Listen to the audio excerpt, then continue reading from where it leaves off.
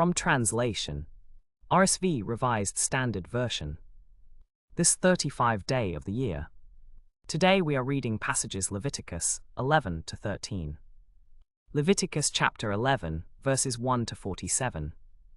And the Lord said to Moses and Aaron, Say to the people of Israel, These are the living things which you may eat among all the beasts that are on the earth. Whatever parts the hoof and is cloven-footed, and chews the cud among the animals, you may eat. Nevertheless among those that chew the cud or part the hoof, you shall not eat these. The camel, because it chews the cud but does not part the hoof, is unclean to you. The rock badger, because it chews the cud but does not part the hoof, is unclean to you. The hare, because it chews the cud but does not part the hoof, is unclean to you. And the swine, because it parts the hoof and is cloven-footed but does not chew the cud, is unclean to you. Of their flesh you shall not eat, and their carcasses you shall not touch, they are unclean to you. These you may eat of all that are in the water. Anything in the water that has fins and scales, whether in the seas or in the rivers, you may eat. But anything in the seas or the rivers that has not fins and scales, of the swarming creatures in the water, and of the living creatures that are in the water, you shall detest. They shall be detestable to you. You shall not eat of their flesh, and their carcasses you shall detest. Everything in the water that has not fins and scales is detestable to you. And these you shall detest among the birds. They shall not be eaten, they are detestable. The eagle, the vulture, the osprey, the buzzard, the kite, the falcon according to its kind, every raven according to its kind, the ostrich, the nighthawk, the seagull, the hawk according to its kind, the owl, the cormorant, the ibis, the pelican, the martial owl, the stork, the heron according to its kind, the hoopoe, and the bat. All winged insects are unclean to you, they shall not be eaten. Of all clean winged insects you may eat. Yet of these you may eat any kind of locust, katydid, cricket, or grasshopper, but all other winged insects which have 4 feet you shall detest, and by these you shall become unclean.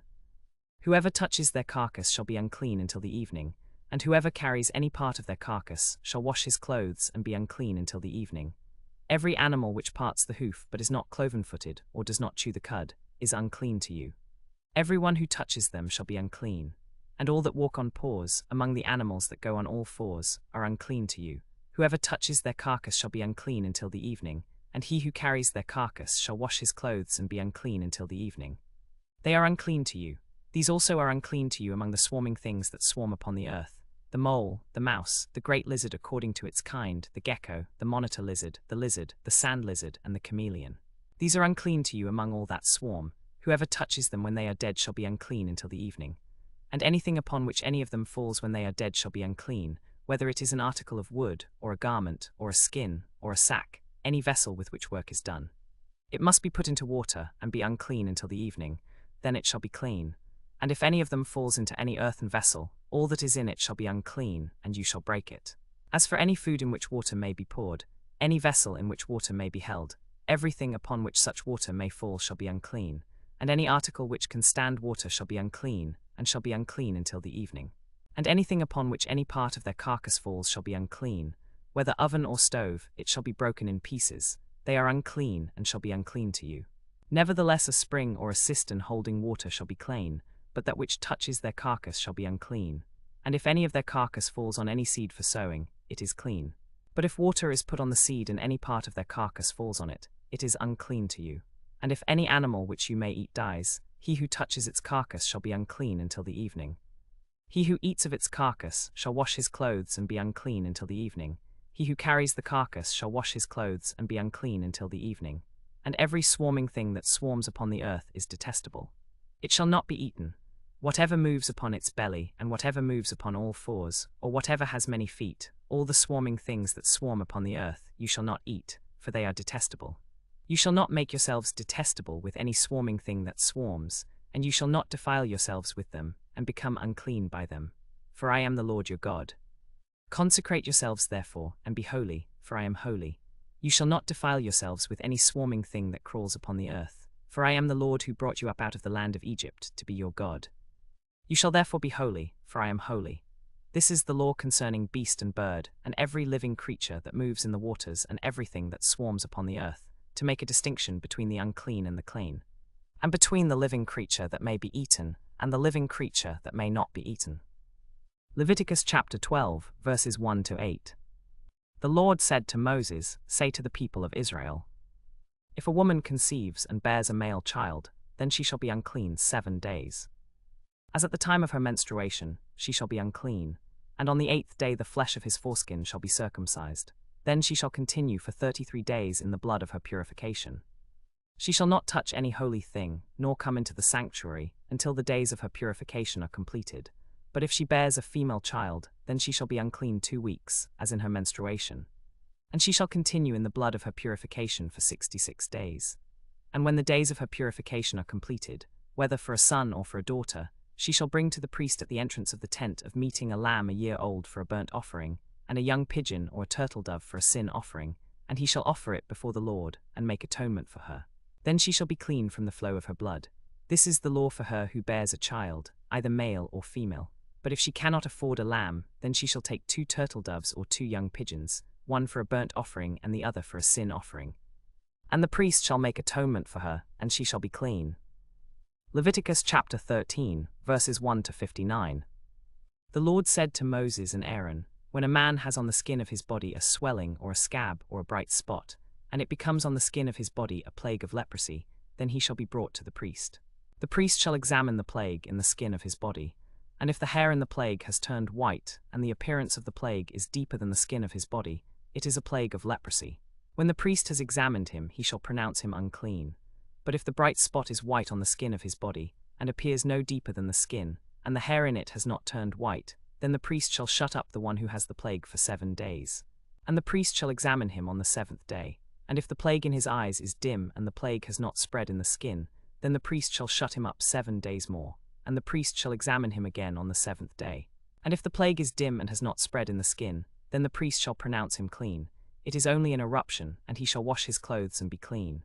But if the eruption spreads in the skin after he has been pronounced clean of it, the priest shall examine him, and if the eruption has spread in the skin, the priest shall pronounce him unclean. It is a leprous plague. When a man has a leprous plague on his skin, he shall be brought to the priest, and the priest shall examine him. And if there is a white swelling in the skin which has turned the hair white, and the raw appearance of the plague is deeper than the skin of his body, it is a leprous plague in the skin of his body. The priest shall pronounce him unclean.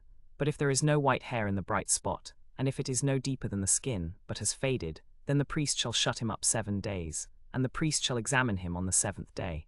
And if the plague in his skin has not spread, and the bright spot is the same appearance as it was, then it is the plague that has healed. He is clean. But if the priest examines it, and the bright spot has spread in the skin, the priest shall pronounce him unclean. It is a plague. Then the priest shall examine it, and if the eruption has spread in the skin, the priest shall not look for the white hair. He is unclean. And if the raw flesh turns white, he shall return to the priest. The priest shall examine him, and if the raw flesh has turned white, then the priest shall pronounce him clean. He is clean.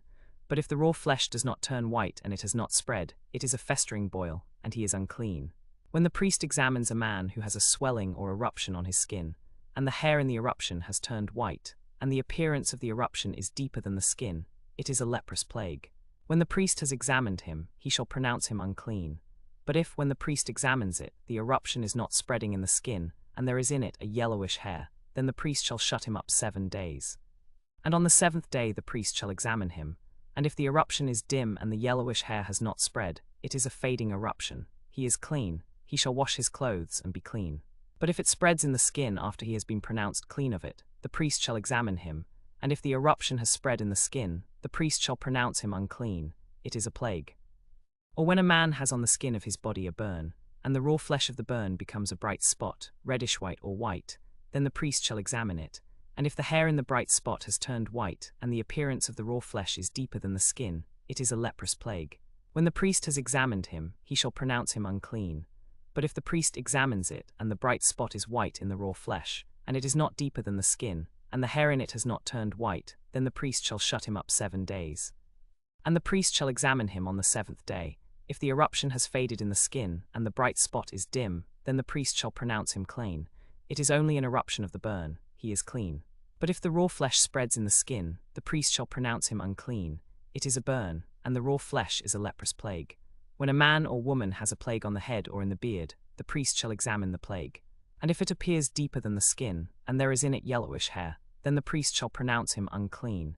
It is a scaly eruption, a leprous plague on the head or the beard. But if the priest examines the scaly eruption, and it does not appear deeper than the skin, and there is no black hair in it, then the priest shall shut up the one who has the plague of the scale 7 days.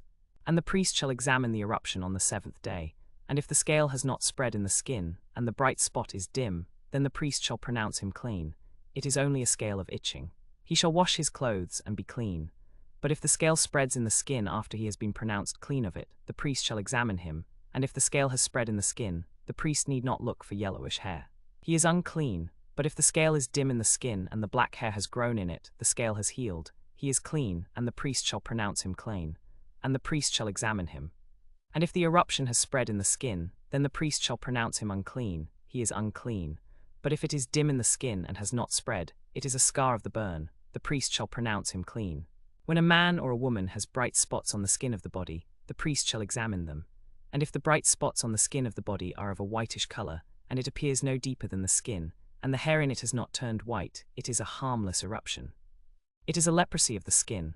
And if a man loses the hair of his head, he is bald, he is clean. And if a man loses the hair of his brow, he is bald on the forehead, he is clean. But if there is on the bald head or the bald forehead a reddish-white eruption, it is a leprous disease on the bald head or the bald forehead. Then the priest shall examine him. And if the eruption on the bald head or the bald forehead is reddish-white, like the appearance of a leprous disease in the skin of the body, he is a leprous man, he is unclean. The priest shall pronounce him unclean, his whole leprous disease is on his head. The leprous person in whom the plague is shall wear torn clothes and let the hair of his head hang loose, and cover his upper lip and cry, unclean, unclean. He shall remain unclean as long as he has the plague. He is unclean, he shall dwell alone, his dwelling shall be outside the camp. When a garment has a leprous plague in it, whether wool or linen, if it is a leprous plague in the garment, whether in the warp or the woof of linen or wool, or in a skin or in anything made of skin, if the plague is greenish or reddish in the garment, or in the skin, anything that is made of skin, it is a leprous plague. It shall be shown to the priest, and the priest shall examine the plague, and shut up the article that has the plague 7 days, then he shall examine the plague on the 7th day. And if the plague has spread in the garment, either in the warp or the woof, or in a skin, or in any article made of skin, the plague is a festering leprosy, it is unclean. He shall burn the garment, whether warp or woof, in wool or linen, or any article of skin, for it is a festering leprosy, it must be burned in the fire.